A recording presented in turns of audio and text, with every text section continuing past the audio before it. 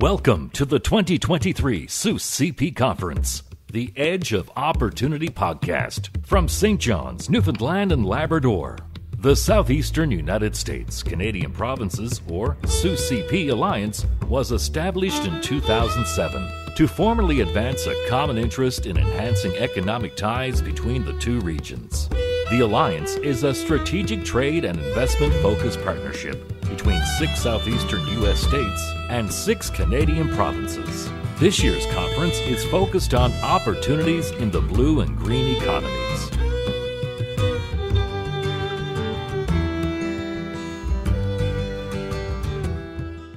And welcome back to GaleForce Wins. Here we are at the SUS CP 2023 conference in St. John's, Newfoundland. I can tell you already there's a buzz of excitement in the room. Delegates are now speaking in the main hall and people are starting to pile in. I'm Allan.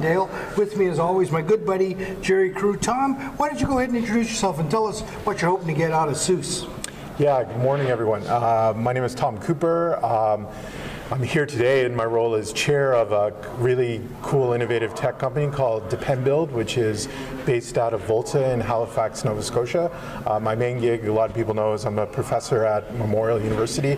I teach strategic management, a couple other areas, on a bunch of boards, as Gerry always says. But I'm really excited to be here at the conference. There's some really cool, interesting people. There's a lot of B2B, business to government type meetings, and that's why we're here today, to speak to some really interesting groups, especially from the United States.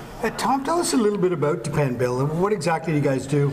Dependbuild, we kind of emerged during the pandemic. It was an idea that my co-founder and my second cousin, Connor O'Brien, and it was around how can we help municipalities avoid projects that are over budget, over time, or don't meet their purposes. And so I've been doing a lot of work with an awesome organization in Newfoundland, Labrador, which is Municipalities Newfoundland, Labrador, over the last 10, 15 years. And so Connor, I've known a lot about speaking to municipalities and speaking to them about their pain points around these projects and this infrastructure that's developing. So we've created dependbuild, which uses artificial intelligence and machine learning to basically anticipate risks in projects, whether they're financial, operational, project management related, strategic, before they actually occur. So that way you can determine whether you want to go ahead with a project, whether you have to bring in additional resources, or alternatively, if everything is going to be great and it's going to be a great addition to the municipality and the community within which they operate.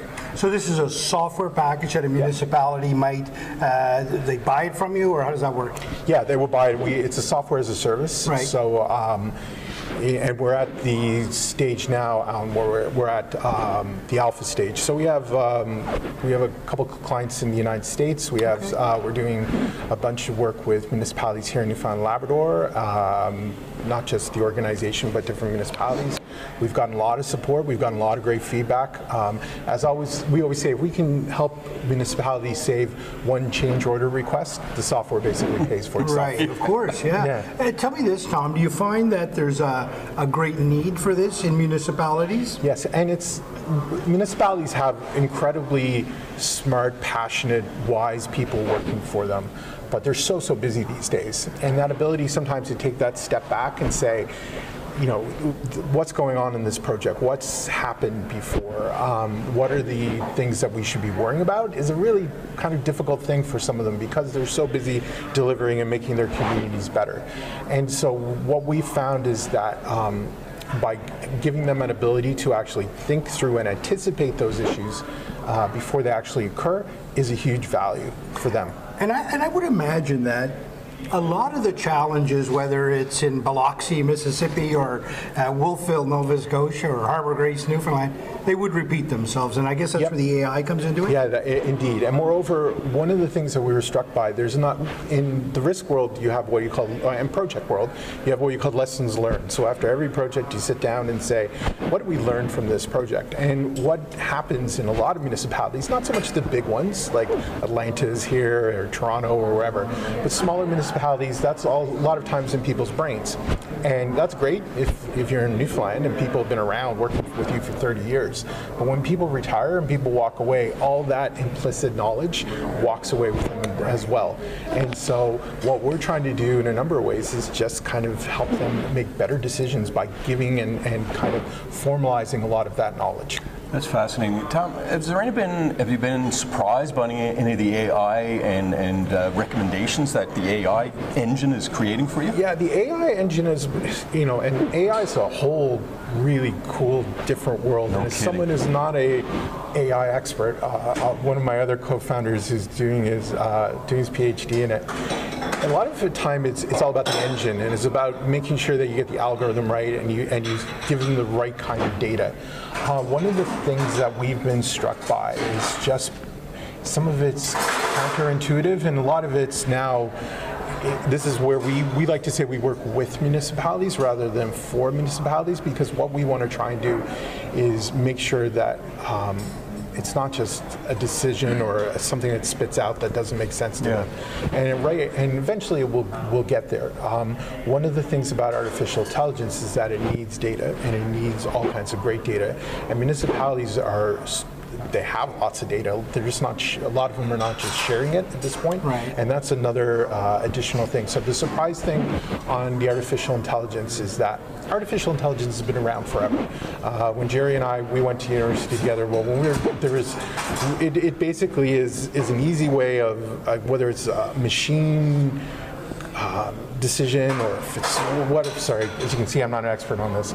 But this thing I was struck by is that how quick it's getting better at making decisions.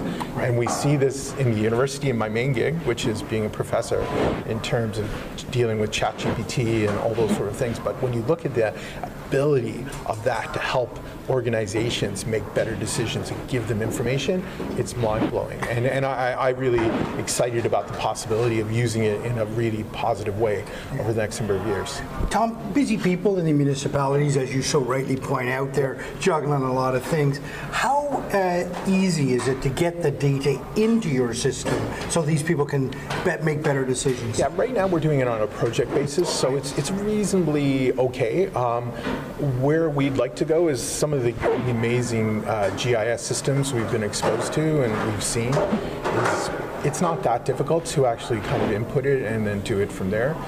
Most of the data that we're getting now the value prop that we give to a municipality, even on a small amount of data, is much better than nothing. Yeah. And so the more data that we get, one of the things that we're challenged by but we're excited by is the technicality of a lot of the infrastructure that's being built. Let me give you an example. If you put a pipe in a ground now for a water and sewer system, some of those pipes traditionally, they have 50-year, you put them in for 30 years, 50 years, or 100 years. There's going to be a different cost around it. So you put them in. Now the problem is now if you don't identify the risks around climate change and environmental, and you put in a 30-year pipe because that's what it was you put in 25 years ago, well, that pipe may not have 30 years of life anymore. Instead, it may only have 15 or 20 years. So that means you may have to put a 50-year-old pipe or a 100-year-old pipe. What we can't do at this point is say, this is the pipe you got to use, but we can say, have you considered the environmental and climate change risk around that? And that's a conversation that a lot of people, once again, they're so busy, like, let's get this project done. This needs to be done. Our mayor and council wants it done. Our funders want it done. And instead taking a step back and saying, have you actually thought about this? And then moreover, the artificial intelligence and the algorithms and the matrices that we've all developed is basically saying, here's some of in the whole 75 risks that you may be considering the project.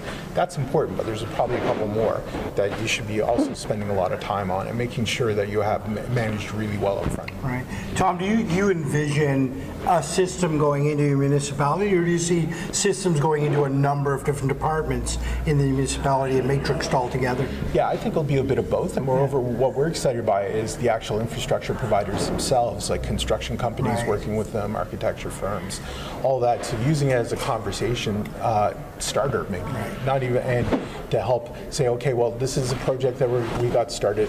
Have we actually thought it through? And using some of those formalized risk assessments that have been out there for a while in finance, they've been using risk to price out some fairly sophisticated financial instruments for the last 40, 50 years.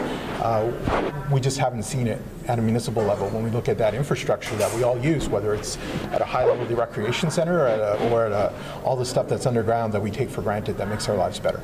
Tom, I guess my final question for you is, who are you focused on here at Sioux CP? Is there any one area that you're really looking at? One of the things that we've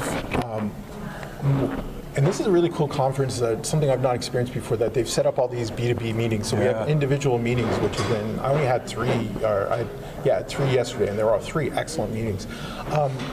We find the American municipalities are much more receptive to innovation and technology than Canadian ones. And so that's been kind of one of the reasons that we're here. Well, first of all, because I can walk here. It's 20 minutes away. But secondly, in the American municipalities, because of the nature, I guess, maybe of culturally and the way that they're set up from a regulatory standpoint, some of them have chief innovation officers, even the economic development people have remits around how do they use technology to do some municipalities. And I had a great chat with one Atlantic Canadian municipality that uses their infrastructure as kind of an incubator for technology across, can I say the specific municipality? I guess Summerside PEI. Great just fascinating story around what they're doing. And so that's who we want to go, that's who we want to work with other innovative organizations and really kind of test out our software, and hopefully it'll be a success. But it's been a great journey, it's been a great adventure, and we're seeing a lot of value both to the clients and to ourselves in terms of what we've developed over the last 2.5 years. How long have you been working on this project? It came kind of early 2001, and we started off just as an idea, and we went through Propel and in Nova Scotia, which is and that was Propel was excellent, and then we were trying to decide whether we were going to be based out of here or in Nova Scotia. We spent a little bit of time in one of the Genesis programs, and that was good, but Volta has been awesome. Wow. 22 years you've been working on this? No, 2.5 years, since 2021. 2021. I thought you said 2001. 2001, yeah. But when you look at it, my previous life before I came back to academia in 2007, I worked with PricewaterhouseCoopers in their global risk management solutions practice, and I started there in 1999. So the research I've been doing and the work I've been doing on risk is really since 1999 as well. Tom, as a professor, it's one thing to stand there and talk about things from the perspective of reading it in a book. Yep. You are out there making something. This is a grand vision. How does it make you feel when you stand up and talk to students based on the experience you're getting? I've always tried to, as a professor, try to be in both worlds, and it's a challenge because as professors we get rewarded by publishing articles in top-tier journals that are not meant for the average public person to put up. But if you're another academic, you can look at it and go, wow, what an amazing article.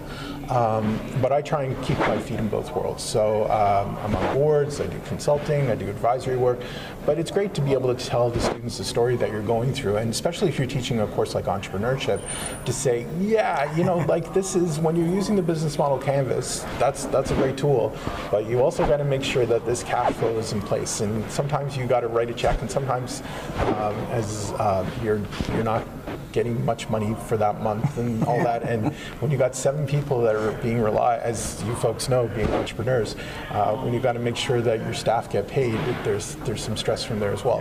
I think that students like that. I think they like that kind of real world experience. And if I need to start to talk about institutional theory or stakeholder theory within that, I can still kind of go back into that world.